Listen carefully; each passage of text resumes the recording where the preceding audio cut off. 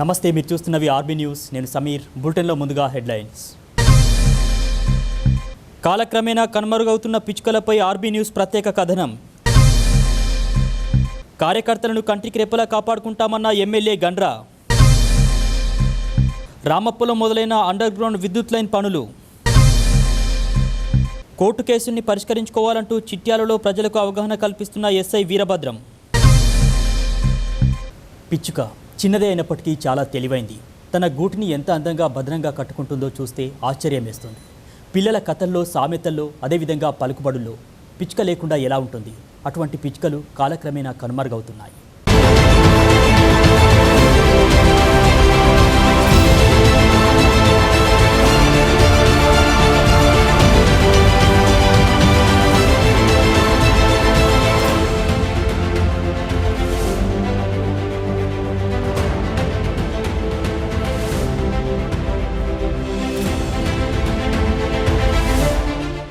గురితప్పిన బాణం వలె తిరిగాడింది పిచ్చుక అని రాశాడు ఒక తెలుగు కవి.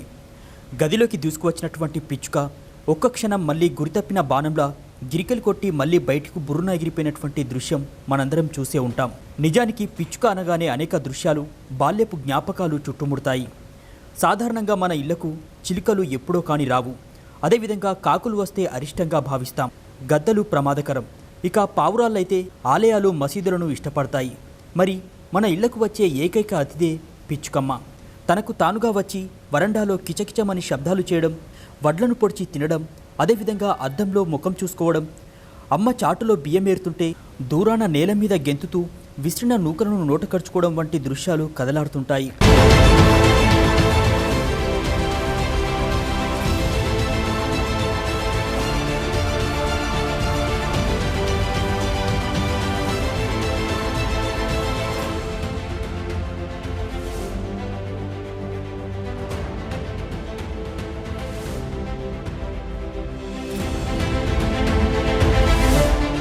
పిచ్చుకకు మనిషికి ఎంతో ఆత్మీయ అనుబంధం ఉంది. పిచ్చుక మనిషితోనే ఉంది, మనిషితోనే ఉంటుంది. మనిషి ఆవాసాల్లోనే అది గూడు కట్టుకొని ఉంది. పూరి గుడిసెల పరిసరాల్లో, అదేవిధంగా మిద్దెల వాసాల్లో ఉండేటటువంటి ఖాళీల్లో, వాకిలిపైన, అదేవిధంగా సీలింగ్ ఫ్యాన్ పైన ఉండేటటువంటి డొప్పల్లో, వెంటిలేటర్లలో, అదేవిధంగా ఓపెన్ షెల్ఫ్ల్లో, బావి లోపలి గోడల్లో ఉండేటటువంటి రంధ్రాలపై అవి గూడు కట్టుకుంటాయి. పల్లెల్లోనైతే వరి కంకులను లేదా జొన్న కంకులను వేలాడగడతారు. అవి వచ్చి తింటే సంతృప్తికరంగా భావిస్తారు. పిచ్చుక ముడితే మంచిదని పల్లెల్లో అనుకుంటారు. అయితే అటువంటి పిచ్చుకలు క్రమక్రమంగా కనుమరుగవుతున్నాయి. సాధారణంగా పిచ్చుకలు 3 ఏళ్ళు బ్రతుకుతాయి. మనిషి తినేవి కొన్ని పిచ్చుకలు తింటాయి. అయితే మనుషులు తినే కొన్ని అవి ఇప్పుడు వాటికి విషపూరితంగా మారుతున్నాయి.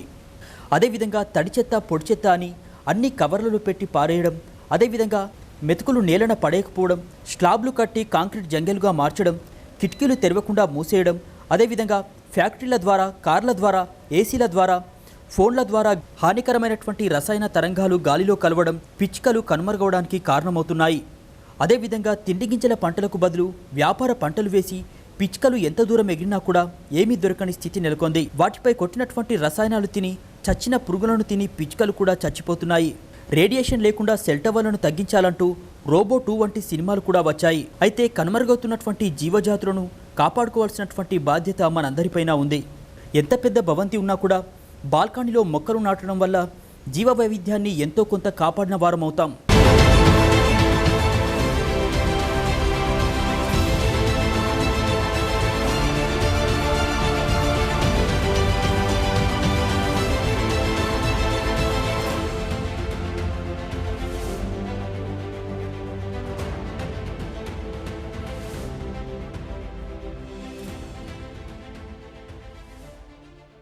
కార్యకర్తలే పార్టీకి బలమని, వారిని కంటికి రెప్పలా కాపాడుకుంటామని ఎమ్మెల్యే గండ్ర వెంకటరమణారెడ్డి అన్నారు. ఈ మేరకు రేగొండ మండల కేంద్రంలో ఏర్పాటు చేసినటువంటి ముఖ్య కార్యకర్తల సమావేశంలో వారు మాట్లాడారు. ప్రతి కార్యకర్త సింహంలా పార్టీకి అంకితభావంతో పనిచేయాలని, అప్పుడే తెరాస పార్టీ రాష్ట్రంలో ముందుకు వెళ్తుందని తెలిపారు. ప్రజలకు సంక్షేమ పథకాలు అందించడంలో, రాష్ట్రాన్ని అభివృద్ధి పథంలో నడిపించడంలో తెరాస పార్టీకి ప్రత్యేక గుర్తింపు ఉందన్నారు. అదేవిధంగా జిల్లాలో అతిపెద్ద మండలంగా ఉన్నటువంటి రేగొండ మండలాన్ని 2 మండలాలుగా విభజిస్తామని గండ్ర వెంకటరమణారెడ్డి తెలిపారు. నేను క్రియాశీల రాజకీయాల్లోకి వచ్చిన తర్వాత పూర్తి సమయం రాజకీయాలు తప్ప వేరే పని లేదు. కొంతమంది మాట్లాడతారు ఆయన ఏదో కాపాడుకోవడానికి వచ్చి రాజకీయాలు నిలబడే కాదా పిల్లలు. నేను మీ అందరి తెలుసు పరకాల ఒక మంచి వ్యవసాయ కుటుంబంలో పుట్టిన తప్ప ఏదో నేను ఆకాశం నుంచి వచ్చిన వాడిని కాదు. మీ మధ్యలో మీ అందరి యొక్క సహకారంతో ఈరోజు ఎమ్మెల్యే అయిన వాడిని తప్ప రాజకీయ వాడిని కాదు. కాబట్టి నేను మీ అందరికీ ఇక్కడ మాట్లాడినటువంటి ప్రతి నాయకుడు మాటలు తెలుసు, మాట్లాడకుండా తన సైలతో అర్థం చేసుకునే స్వభావం కూడా నాకు తెలుసు. కాబట్టి మీరందరూ కూడా వేరే అర్థం చేసుకోవాల్సిన అవసరం లేదు. నేను 2018లో ఆనాడు కాంగ్రెస్ పార్టీ మరి టికెట్ మీద గెలిచి మరి ఆ రోజు కేటీఆర్ గారితో నాకు ఉండేటువంటి మరి వారితో ఉండేటువంటి ఫ్రెండ్షిప్ లేకపోతే వారితో ఉండేటువంటి సాన్నిధ్యంతో వారు నన్ను అవమానించినప్పుడు 40 రోజుల సంఘర్షణ జరిగింది. నాకు 40 రోజులు వారు ఒక పక్క అవమానిస్తున్నారు. మరి నేను రాజకీయంగా ఎదిగింది కాంగ్రెస్ పార్టీలో, నా గెలుపులో పనిచేసినటువంటి కార్యకర్తలు భయపడుతున్నారు. ఏం చేయాలని అనుకునే సందర్భంలో మరి ఈ విషయాన్ని కార్యకర్తలకు పెట్టడం జరిగింది. మరి ఆ రోజు అందరూ కూడా దాదాపు 80% మంది కార్యకర్తలు మీ నిర్ణయం తీసుకునే నిర్ణయానికి కట్టుబడి ఉంటామని చెప్పినప్పుడు మరి చివరిగా ఈ నియోజకవర్గానికి సేవ చేయడానికి వచ్చిన మరి ఈరోజు రాష్ట్ర ప్రభుత్వం కేసీఆర్ గారి సహకారం లేకుండా ఏ కార్యక్రమం చేయలేదని భావించి ఈరోజు టీఆర్ఎస్ పార్టీలో చేరిన తర్వాత నాతో పాటు 11 మంది, నేను 12వ వ్యక్తి. చాలా నియోజకవర్గాలలో నేను ఎప్పుడు కలిసినా కేటీఆర్ గారు చెప్తారు, అన్న నువ్వు చాలా సక్సెస్ఫుల్గా ఎక్కడ ఎలాంటి ఇబ్బంది లేకుండా అందరినీ కలుపుకపోయినావు, 12 మందిలో నువ్వు నీ దగ్గర మాకు ఎక్కడ సమస్య లేదని చెప్పి నాకు చెప్పినటువంటి కేసీఆర్ గారు కూడా మాట్లాడుతున్నారు. నేను ఈరోజు చెప్తా ఉన్నా, ఏదైనా కమ్యూనికేషన్ గ్యాప్ ఉండొచ్చు తప్ప నేనేదో అహంకారంతో లేకపోతే పదవిలాగా ఎప్పటికి ఉంటుందనో అహంకారంతో వ్యవహరించే వ్యక్తిని కాదు. నేను మీ అందరి సేవ చేయడానికి వచ్చినటువంటి సేవకుడే తప్ప నేను ఎమ్మెల్యేని పోదు కొట్టేటువంటి స్వభావం అది కాదని నేను మళ్ళా చెప్పాల్సిన అవసరం లేదు. మీ అందరూ తెలుసు, కరోనా వ్యాధి రావడం ఒక భయంకరమైనటువంటి పరిస్థితుల్లో భయం బతుకునే పరిస్థితులు. నేను పోతే నాయకుడు 10 మంది వస్తారు, ఒకవేళ నా వల్ల ఏమైనా కరోనా వస్తుందో ఏమని భయం తప్ప లేదు.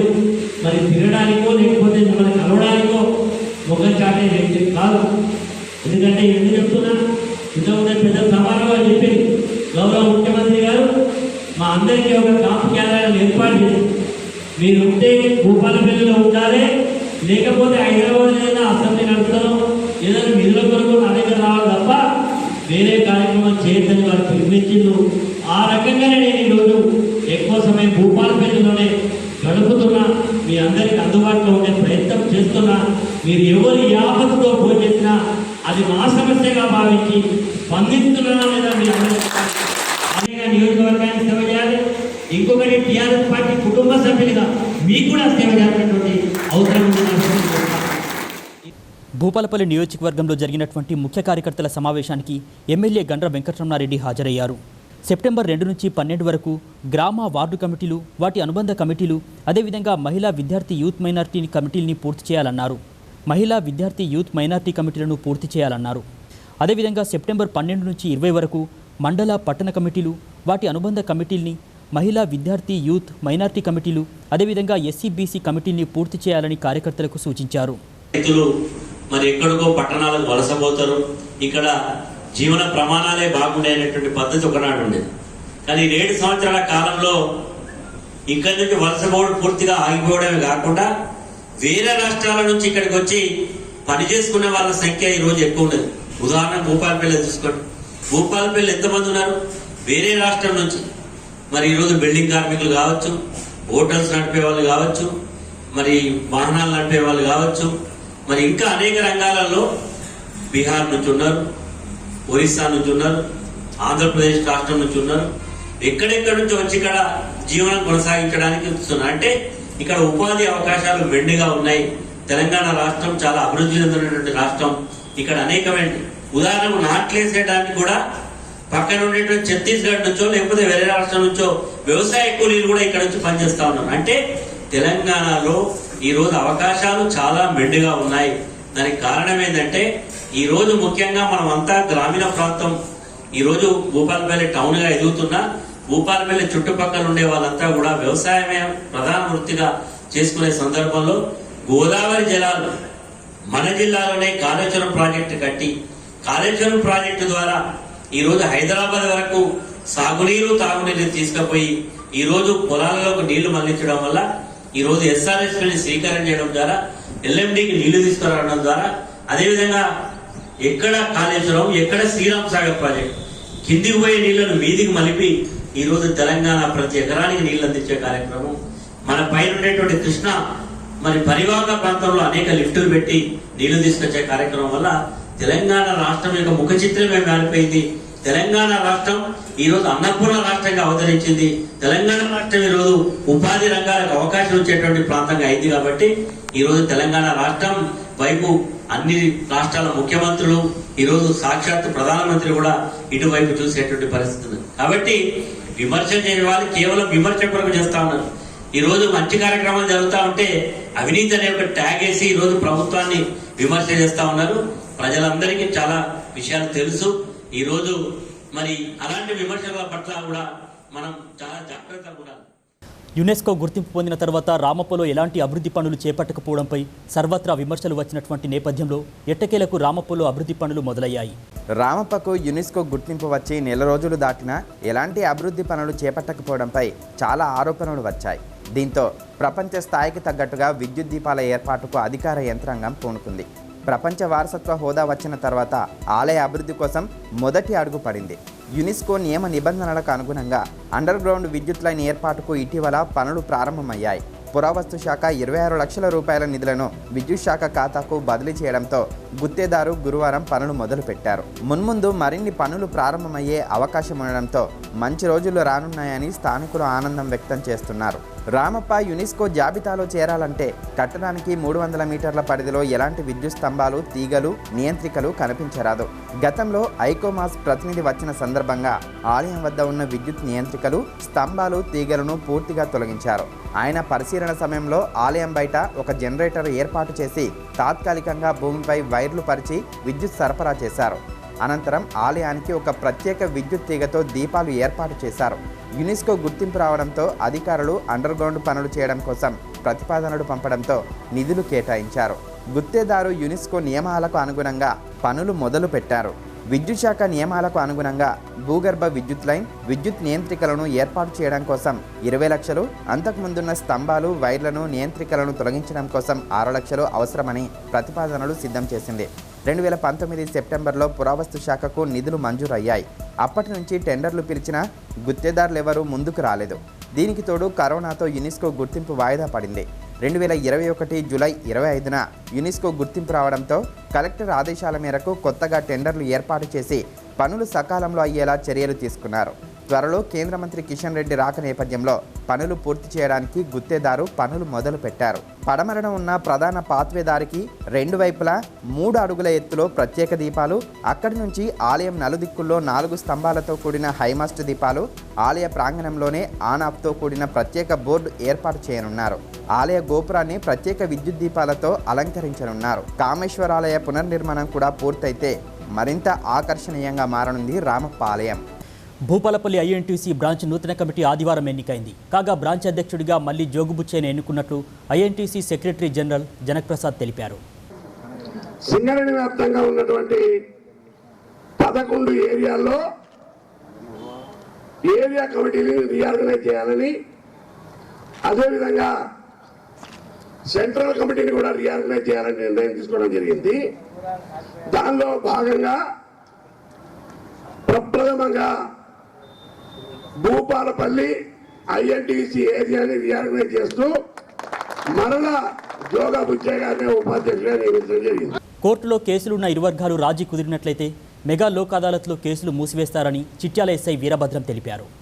ఈ మేరకు పెండింగ్లో ఉన్నటువంటి కేసులకు సంబంధించి కాంప్రమైజ్ అవ్వాలనుకునే వారు మెగా లోక్ అదాలత్లో సమస్యను పరిష్కరించుకోవచ్చని చిట్యాల మండలం జడలిపేట గ్రామంలో ప్రజలకు వారు అవగాహన కల్పించారు. ఈ మెగా లోక్ అదాలత్ గురించి ఎవరైనా బాధితులు, కక్షిదారులు, ఫిర్యాదుదారులు ఎవరైనా ఇప్పుడు క్షణికా విషయంలో గొడవపడి క్రిమినల్ కేసులు వాళ్ళ మీద ఎవరైనా మళ్ళీ ఇప్పుడు ఏమైనా మేము కాంప్రమైజ్ అవుతాం, మేము కోర్టు ఎందుకు తిరగాలి, మాకు డబ్బులు వేస్ట్ అవుతున్నాయి అనే ఉద్దేశంతో ఎవరైనా ఉంటే మాత్రం వాళ్ళకి మేము ప్రత్యక్షంగా కౌన్సిలింగ్ చేసి వారు కాంప్రమైజ్ అయ్యేటట్లు ఉంటే మాత్రం తప్పకుండా వారిని ఈ లోక్ అదాలత్లో ఎటువంటి ఇబ్బంది లేకుండా ఎటువంటి ఖర్చు లేకుండా ఓకేనా అందరికీ కూడా సత్వర న్యాయం జరిగేటట్టు వారికి కూడా ఆనందంగా ఉండేటట్టు మేము కోరుకుంటూ మా యొక్క పోలీస్ తరఫున మేము ప్రయత్నాలు చేస్తున్నాం. అట్లనే ఎవరైనా ఫిర్యాదుదారులు కానీ కక్షిదారులు కానీ ఎవరైనా విల్లింగ్ ఉంటే మాత్రం తప్పకుండా చిట్యాల పోలీస్ స్టేషన్కి వచ్చి ఈ యొక్క లోక్ అదాలత్ను ఉపయోగించుకొని వారి సత్వర న్యాయం చేకూరేటట్లు చూడాలని కూడా మేము మా చిట్యాల పోలీసు వారి తరఫున కూడా మేము ప్రత్యక్షంగా కోరడం జరిగింది. భూపాలపల్లి పట్టణంలో ఆదివారం రోజు ఐఎన్టీసీ నాయకులు మైనింగ్ స్టాఫ్తో సమావేశమయ్యారు. ఐఎన్టీసీ బ్రాంచ్ అధ్యక్షులు జోగు బుచ్చయ్య అధ్యక్షతన జరిగినటువంటి ఈ సమావేశానికి INTUC secretary general Janak Prasad ముఖ్య అతిథిగా హాజరయ్యారు. ఈ సందర్భంగా మైనింగ్ స్టాఫ్ సమస్యల్ని పరిష్కరించడానికి ఐఎన్టీసీ వారికి అండగా ఉంటుందని తెలిపారు. కాగా పలు మైన్ల నుంచి మైనింగ్ స్టాఫ్ ఐఎన్టీసీలోకి చేరగా కండువా కప్పి ఆహ్వానించారు. 14 సంవత్సరాలు మైనింగ్ స్టాఫ్తో కలిసి సింగరేణి కాలేజ్లో all association joint action committee అని ఒక నిర్మాణం చేసి మైనింగ్ స్టాఫ్కి ఎంత గౌరవం ఉండేదంటే ఏదైనా ఒక మైన్లో ఎటువంటి మైనింగ్ నిర్ణయం తీసుకోవాలన్నా పాలసీ డెసిషన్ తీసుకోవాలన్నా అక్కడ ఉన్నటువంటి ఓవర్మెన్లను పిలవకుండా వాళ్ళతో చర్చించకుండా నిర్ణయం తీసుకోలేని పరిస్థితి మేనేజ్మెంట్కి ఉన్నదంటే మీరు ఆలోచించండి. ఇవాళ మైనింగ్ సోదరులు కోరుకుంటున్నారు, ఒకప్పుడు మాకంత పెద్ద కీర్తి ప్రతిష్టలు ఉంటే ఈ మధ్య కాలంలో ఎందుకు తక్కువైపోయింది?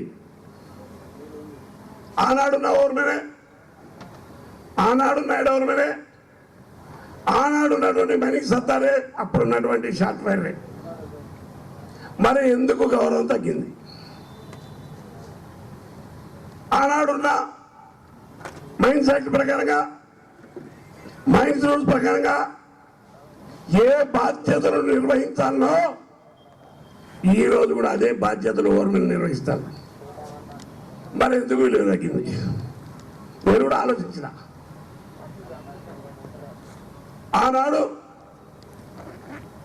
ఓవర్మెన్ ఆ బాయిలో ఏం చెప్తే శాసనం, ఆఖరికి మైనింగ్ స్టాఫ్తో మీటింగ్ పెడితే ఆ రోజు సిఎన్ఎండి గారు ముఖ్య అతిథిగా వచ్చిండు. ఇవాళ మొఖాలకి సిఎన్ఎండి అపాయింట్మెంట్ దొరికే పరిస్థితి లేదు. పెద్ద గుర్తింపు అంటారు, రిప్రజెంటేటివ్ అంటారు, ఒక్కనాడు ఎండి కలిసి మాట్లాడినారా? ఇప్పుడు మా మిత్రులు చెప్పారు, మేనేజ్మెంట్కి కార్మికులకి ఓవర్మెన్లో అనుసంధానకర్త అంటే బొగ్గు గన్లు స్మూత్గా నడవాలంటే కార్మికుడు తొందరపడ్డా ఓవర్మెన్ నచ్చ చెప్తాడు. మేనేజ్మెంట్ తప్పు చేసినా మేనేజ్మెంట్కి ఓవర్మెన్ చెప్పగలుగుతాడు. నేను నమ్మకంగా చెప్తున్నా. అటువంటి గౌరవ ప్రతిష్టలు, అటువంటిగా ఆత్మగౌరవంతో మీరు బతికేటట్టుగా ఇవాళ మీరు ఇచ్చిన సపోర్ట్తో ఐఎన్టీసీ చేస్తని, ఆ విధమైన గౌరవం పొందే విధంగా మైనింగ్ స్టాఫ్ చేస్తాను. మేనేజ్మెంట్కి డీటెయిల్డ్ రిప్రజెంటేషన్ ఇచ్చి ఆ కాపీలు మీ ఏరియాకి పంపుతాం. ఆ విధంగా మేనేజ్మెంట్ కళ్ళు తెరిపించకపోతే మేము ఐఎన్టీసీలో పనిచేయడం కూడా వేస్ట్. జయశంకర్ జిల్లా కేంద్రంలోని రామాలయంలో ఒగ్గు పూజారుల జిల్లా కమిటీ ఎన్నికైంది. ఈ సందర్భంగా నూతన అధ్యక్ష కార్యదర్శులను ఎన్నుకున్నారు. భూపాలపల్లి జిల్లా ఒగ్గు పూజారులను మరియు వృత్తి కోసానికి మా ఒగ్గు పూజారులందరూ కలిసి మన అధ్యక్ష పదవి ఎన్నుకున్నారు కాబట్టి అందరికీ న్యాయం చేస్తున్నాను. కానీ నేను గ్రామం జూకల్ సిట్టాల్ మండల్, నా పేరు కంచు రాజయ్య, అందరికీ న్యాయం చేస్తున్నాను అని కోరుతున్నాను. మల్లికార్జున స్వామి ఒగ్గు పూజార్ల సంఘం జయశంకర్ జిల్లా భూపాలపల్లిలో ఎన్నుకోవడం జరిగింది. ఈ ఒగ్గు పూజారులు అంటే ప్రతి జిల్లాలో ఒగ్గు వృత్తి చేసేవారు ఉంటారు. అంటే తరతరాల నుంచి ఒగ్గు వృత్తి అనేది వారసత్వంగా వచ్చే ఆస్తి లాంటిది.